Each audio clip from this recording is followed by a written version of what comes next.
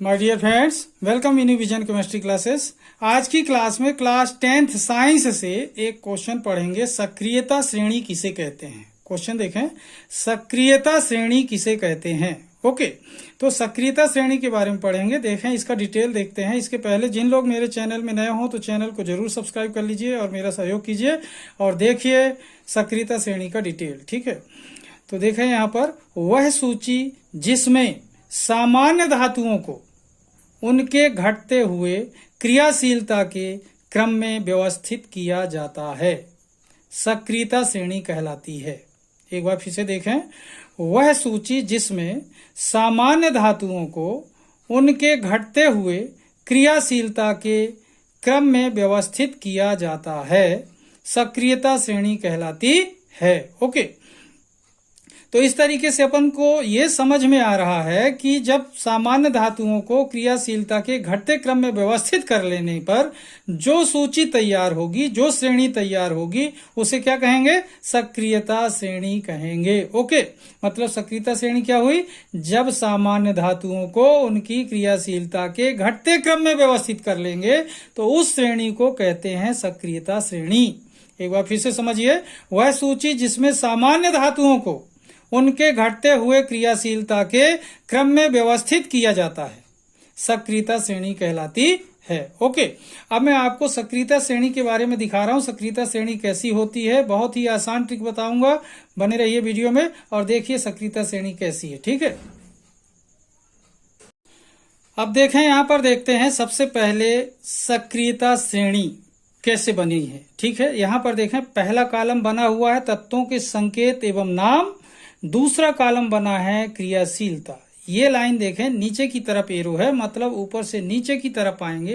कहने का मतलब पोटेशियम से ये Au गोल्ड की तरफ आएंगे तो क्रियाशीलता क्या होगी? घटेगी। मतलब ऊपर से नीचे आने पर क्रियाशीलता क्या होगी? घटेगी। मतलब क्रियाशीलता का घटता क्रम लगा हुआ है ऊपर से नीचे आने पर। मतलब सबसे ऊपर क्या होगी? ज्यादा क्रियाशील धातु और सबसे नीचे कम क्रियाशील धातु होगी। ठीक है, यहां पर देखें, मैंने आपको एक्सप्लेन करने के लिए अलग अलग कलर यूज किए हैं। यहाँ पर रेड कलर से जो लिखे हुए हैं ये सब के सब हाइड्रोजन से अधिक क्रियाशील होते हैं। यहाँ पर देख रहे हैं, हाइड्रोजन से अधिक क्रियाशील, ये सब के सब क्या है? हाइड्रोजन से ज्यादा क्रियाशील है। ये लेड और हाइड्रोजन लगभग एक बराबर क्रियाशील है। मतलब सबसे, यहाँ पर आयरन से ये दोनों क्या है? कम क्रियाशील है। इन सब से तुलना की जाती है, सबकी तुलना की जाती है, इनकी तुलना की जाती है इनसे या फिर इनसे। मतलब जो इनसे ज्यादा क्रियाशील होते हैं ऊपर, जो इनसे कम क्रियाशील होते हैं नीचे। ठीक है, ये जो ब्लू कलर के हैं इनसे क्या होते हैं? कम क्रियाशील होते हैं। यहां पर देखें, हाइड्रोजन से कम क्रियाशील, ये क्या होते हैं? सबके सब हाइड्रोजन से कम क्रियाशील होते हैं। ठीक है, अब थोड़ा सा और देखें, यहां पर मैं बता दूं आपको कि ये के क्या है? Potassium, Na sodium, Ca calcium, Mg magnesium, Al aluminium, Zn zinc, Fe iron, Pb lead, H hydrogen, Cu copper, Hg mercury, Ag silver, Au gold. यहां पर देखना, जो पोटेशियम है इसके सामने लिखा है सबसे अधिक क्रियाशील। मतलब पोटेशियम क्या है? सबसे अधिक क्रियाशील है। यहां पर देखेंगे Au के सामने लिखा है सबसे कम क्रियाशील। मतलब Au क्या है? सबसे कम क्रियाशील। ये तो ऑब्जेक्टिव क्वेश्चन बन गया आप लोग के लिए। सबसे अधिक क्रियाशील धातु पोटेशियम, सबसे कम क्रियाशील धातु Au, मतलब गोल्ड। ओके, अब इसको याद कैसे करेंगे? यहां पर ध्यान दें, K लिखा है, Na लिखा है और Ca लिखा है। इसे पढ़ सकते हैं कनाका। क्या पढ़ सकते हैं? कनाका, मग, अल जनफी। ध्यान देंगे, एक बार ध्यान दें, ट्रिक है, बढ़िया है। कनाका, मग, अल जनफी। एक बार मन में बोलेंगे, कनाका मग अल जनफी, कनाका मग अल जनफी, कनाका का ना का, कनाका मग अल जनफी। एक बार बोलिए, कनाका जन अल मनफी, कनाका कनाका मग अल जनफी, कनाका मग अल जनफी, कनाका मग अल जनफी। ओके, तो के से पोटेशियम, ना से सोडियम, के Ca से कैल्शियम, यहाँ पर देखें के से पोटेशियम, Na से सोडियम, Ca से कैल्शियम, Mg से मैग्नीशियम, Al से एल्यूमिनियम, Zn से जिंक, Fe से आयरन। कनाका मग अलजनफी, कनाका मग अलजनफी।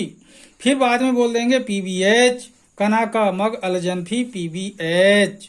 अब यहाँ पर इसको कैसे याद करेंगे, अंग्रेजी में जैसे बात करते हैं Cu, जैसे किसी से मिलने के लिए बात कर रहे हैं कि बाद में मिलेंगे, CuHg, CuHg।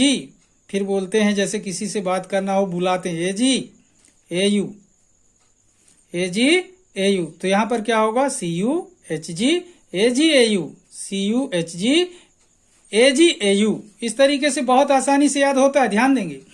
कनाका मग अलजनफी PbH, CuHg, Ag, Au, CuHg, Ag, Au। यहाँ पर क्या हुआ, कनाका मग अलजनफी।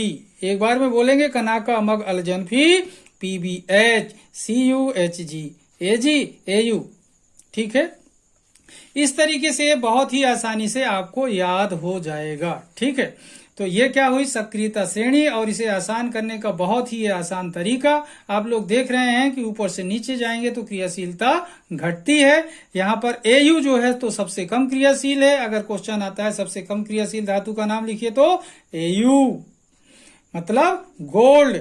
सबसे अधिक क्रियाशील धातु का नाम लिखिए तो K, पोटेशियम। ओके, इस तरीके से आप इसे बना सकते हैं और सीख सकते हैं। यहाँ पर हाइड्रोजन से अधिक क्रियाशील धातु ऊपर है और ये हाइड्रोजन से कम क्रियाशील धातु ये है। एक बार फिर से देखिए, कनाका मग अलजनफी PbH, CuHg, Ag, Au। ठीक है, इस तरीके से आप इसे आसानी से सीख सकते हैं। आज की क्लास को मैं यहीं पर समाप्त करूंगा।